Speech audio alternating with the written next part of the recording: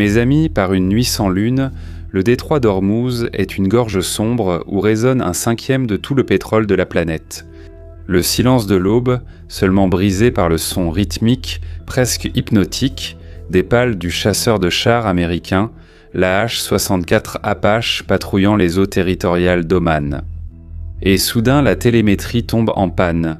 Une vibration violente secoue le moteur et le bruit du rotor principal laisse place à un silence mortel. L'impact contre l'eau salée projette 2 tonnes de métal blindé dans l'abîme du golfe Persique. À cet instant précis, 2 pilotes d'élite de l'armée américaine flottent dans l'arrière-cour de l'Iran.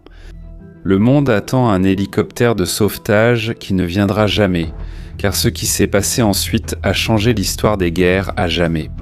La promesse contenue dans la nouvelle doctrine militaire a été validée pendant les 2 heures les plus tendues du XXIe siècle. Et le secours envoyé à Ormuz n'était pas humain, c'était un algorithme blindé.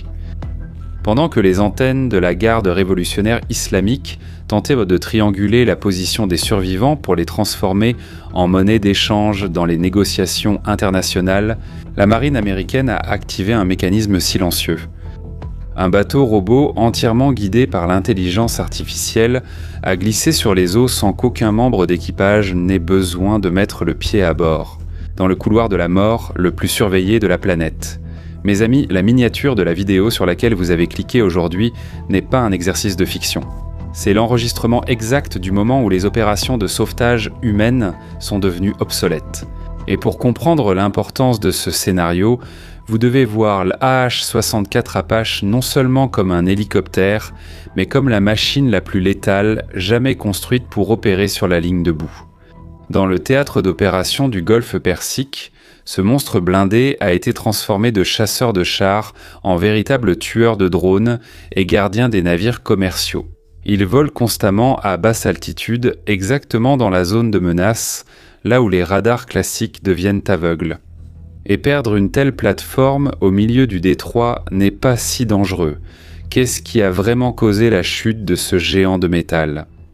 Avant que je ne vous raconte, abonnez-vous à la chaîne, activez la cloche des notifications et laissez un like sur la vidéo. Ça demande du travail, mes amis. L'horloge indiquait 19h, 30h locale. Là-bas, dans le détroit d'Ormuz, il s'agirait de débris métalliques avalés par la turbine après l'interception d'un drone ennemi. Ou une défaillance mécanique catastrophique au cœur du transporteur. Était-ce un coup de chance de l'Iran ?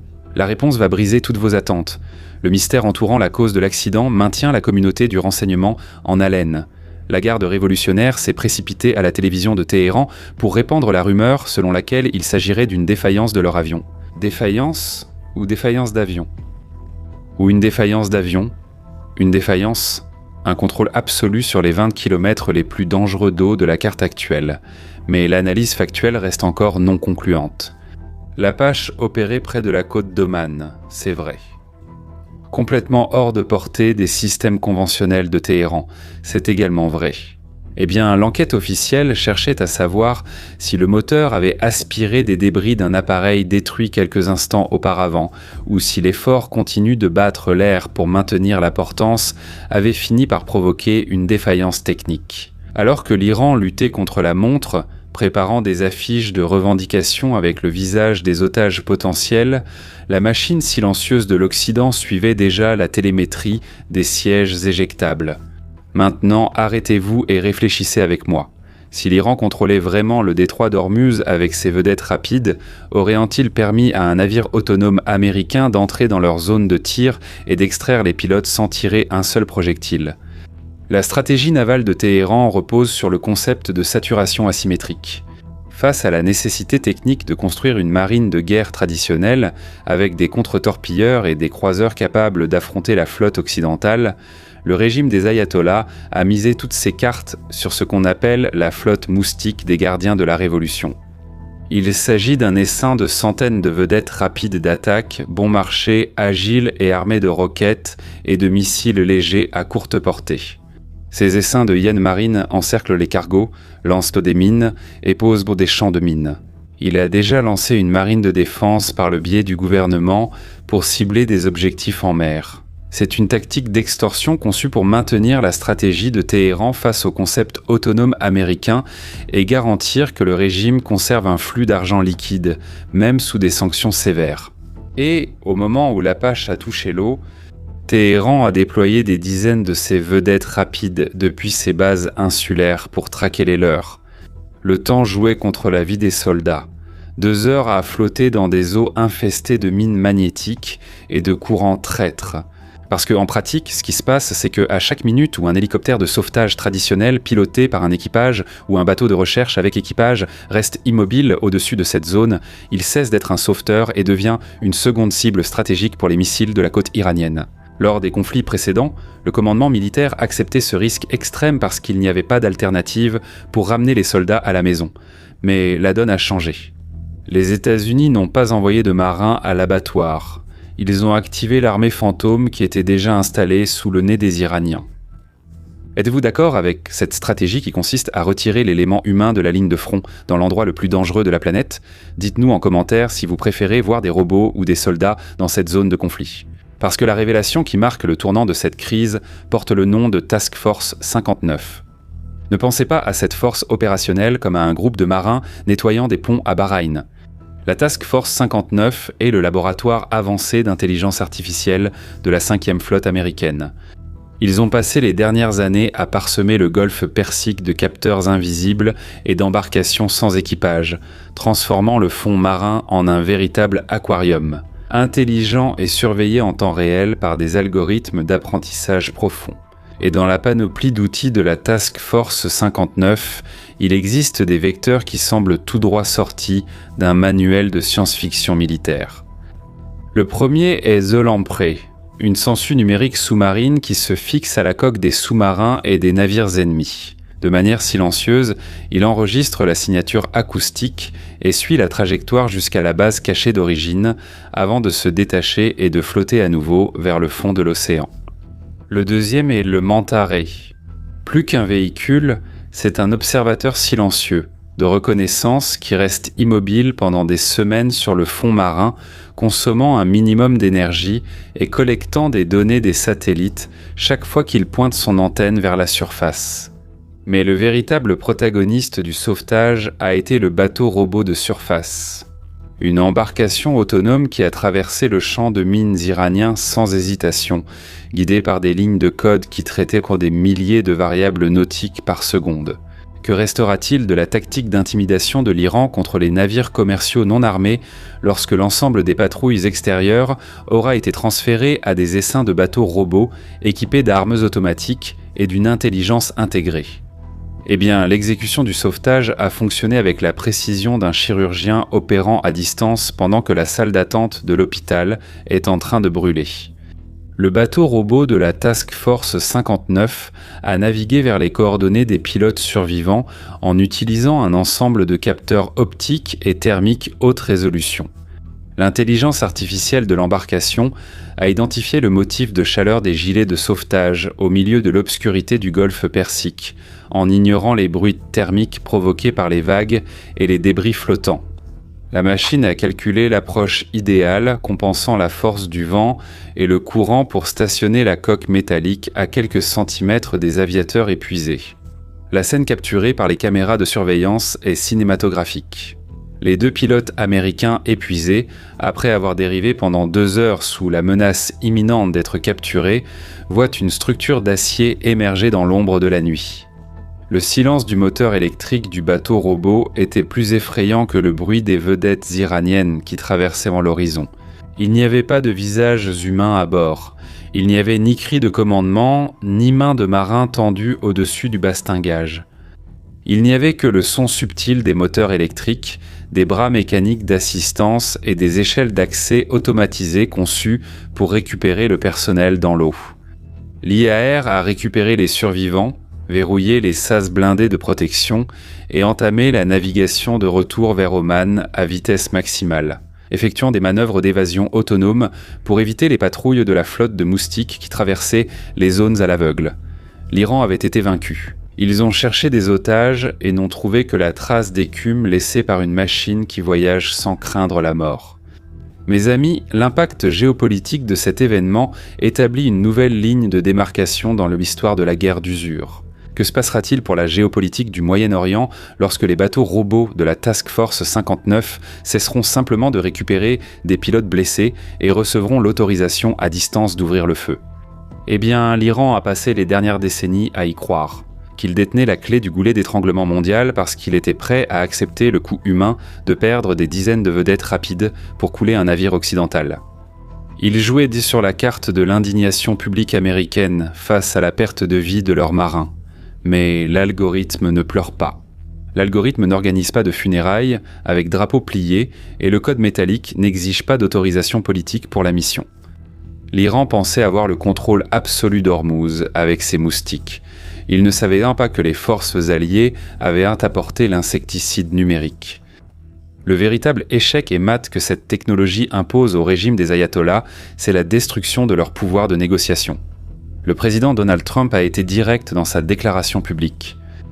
Les pilotes sont sains et saufs, personne n'a été blessé, et la manière dont ils ont été extraits a marqué l'histoire militaire. La Maison-Blanche a démontré qu'elle pouvait maintenir le blocus des exportations de pétrole contre l'Iran sans mettre en danger la vie d'un seul membre d'équipage dans les eaux contestées.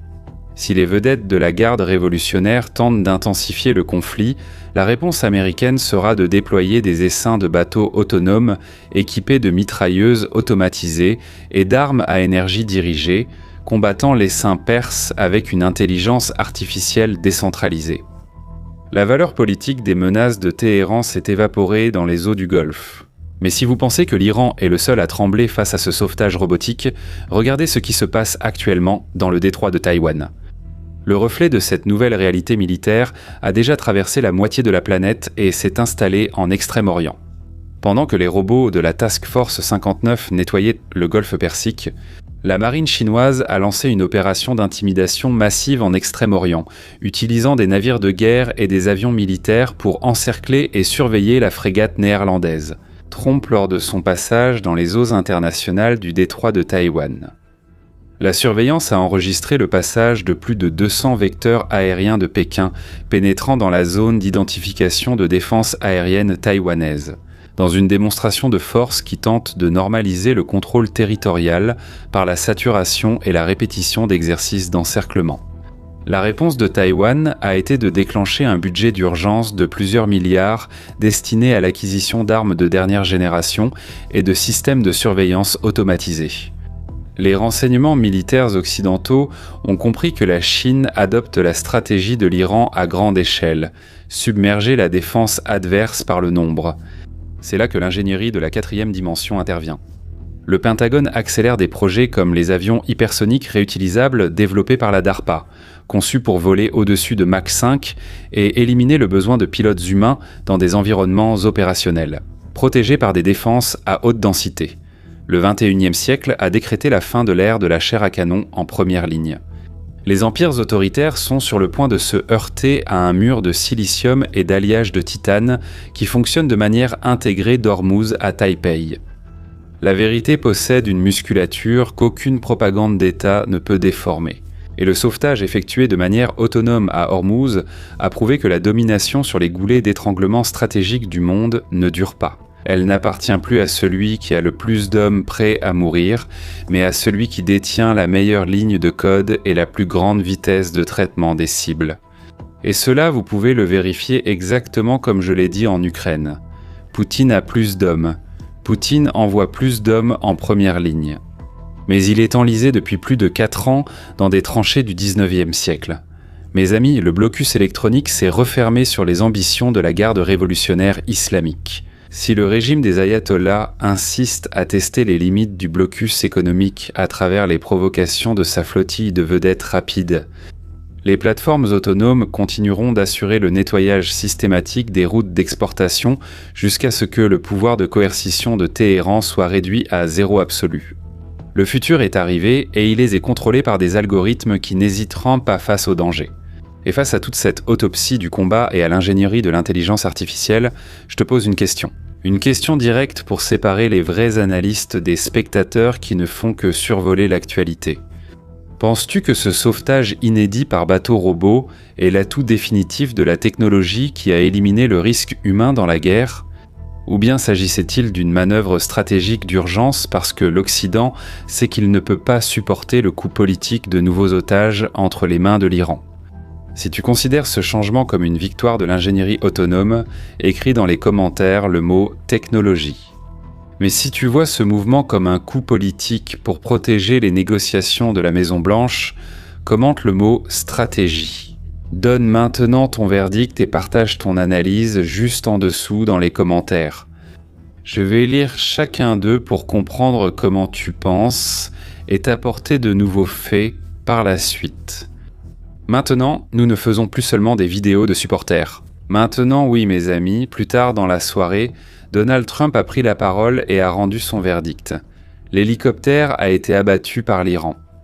Oui mes amis, nous n'avons pas encore beaucoup d'informations ou de détails sur la façon dont cela s'est produit. Mais dès que les rapports arriveront dans notre bunker, je vous apporterai ici, point par point, comment cela s'est passé. La vérité, mes amis, c'est que vous ne pouvez pas laisser... Vous ne pouvez pas laisser, rappelez-vous les amis, c'est que ne pas se souvenir de ce qu'il faut se rappeler est arrivé. Maintenant, se souvenir. Maintenant, la vérité, vous pouvez vous souvenir de la vérité, les amis, de vous souvenir que vous ne pouvez pas arrêter de vous souvenir. Et si vous voulez avoir accès à la profondeur du niveau de commandement sans censure, sans filtre et sans ce manuel de mensonges prémâché par les rédactions de salon, vous devez faire partie de notre bunker. Cliquez dès maintenant sur le lien qui est épinglé dans le premier commentaire et dans la description de cette vidéo pour découvrir notre plateforme exclusive d'intelligence stratégique et notre chaîne privée protégée de la censure.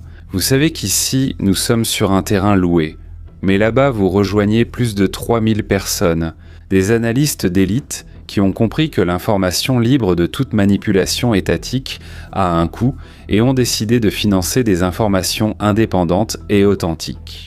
Utilisez le code QR qui apparaît à l'écran et venez, rejoignez notre communauté. Et pour vous qui aimez les films et les séries, nous avons créé une chaîne fantastique. Et l'idée, c'est que vous ne perdiez plus de temps sur Netflix, Amazon, à zapper pour trouver un bon film ou une bonne série. Et au final, vous passez des heures et vous tombez sur une nullité. Plein de culture woke, plein de jérémiades qui ne servent qu'à vous faire perdre votre temps. Et en pensant à cela, nous vous apportons des conseils inédits, sympas sur quoi regarder. Arrêtez de perdre du temps. Donc, notre chaîne avec des conseils de séries et de films à profiter en famille est accessible via le lien épinglé dans le premier commentaire et dans la description de la vidéo. Et une carte de podcast va maintenant apparaître pour vous où nous avons enregistré un épisode sur une série très dure qui enterre le politiquement correct. Regarde, clique et viens découvrir cette série Rancho. Danton, d'accord ? Alors je t'attends là-bas. Maintenant, le moment le plus agréable de notre vidéo. Abonne-toi à la chaîne, active la cloche des notifications, laisse ton like sur la vidéo, fais un toast à ton esprit. Je suis Chimone Oliveira et je t'attends dans la prochaine vidéo. À bientôt.